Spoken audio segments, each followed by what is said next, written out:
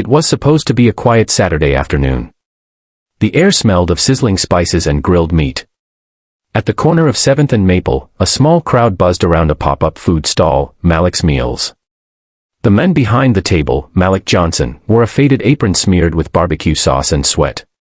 His smile never left his face, even after 6 hours under the unforgiving summer sun. For Malik, this wasn't just a food stand. This was his dream. Every rib he served was a step further from the pain of his past, homelessness, joblessness, and the soul-crushing weight of being seen as less than in a world that didn't always give men who looked like him a fair shot.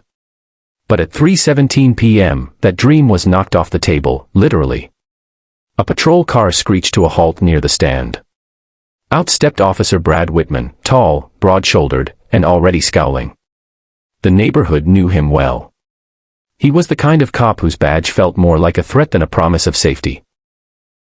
Whitman didn't walk toward Malik, he stormed, boots crunching on the pavement, eyes locked with the fury of someone looking for a reason.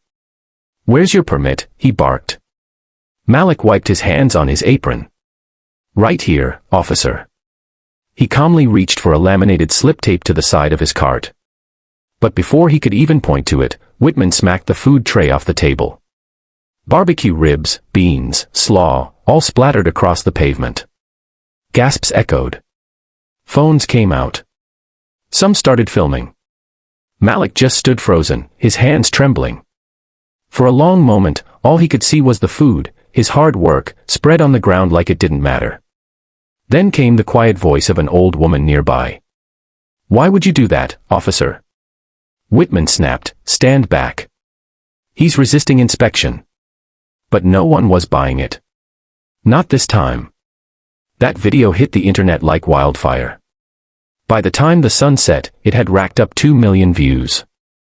People were outraged. Malik didn't scream. He didn't fight. He showed patience. Dignity. The officer showed the opposite. Within 48 hours, the police department announced Whitman had been placed on administrative leave. But the public wasn't satisfied. Protests lined up outside the precinct. People demanded accountability. By Monday morning, the mayor held a press conference. "We do not condone the actions of Officer Whitman. Effective immediately, he has been terminated from his position. We apologize to Mr. Johnson and the community for this incident." But the story didn't end with an apology. Malik sat quietly in his kitchen that night, watching the news in disbelief. He had lost hundreds of dollars in ingredients. Worse, he felt humiliated, stripped of his dignity in front of people who looked up to him. And yet, something unexpected happened. Support poured in. Messages. Donations. Volunteers. A local business owner offered Malik a permanent location to set up his stall, free for 3 months. A celebrity chef reposted the video, saying Malik's calm under pressure was the true mark of a leader. Even kids from the neighborhood started stopping by just to say, "We got your back." One day, a young man approached him. Barely 18, shy, barely making eye contact. "I saw what happened," he said.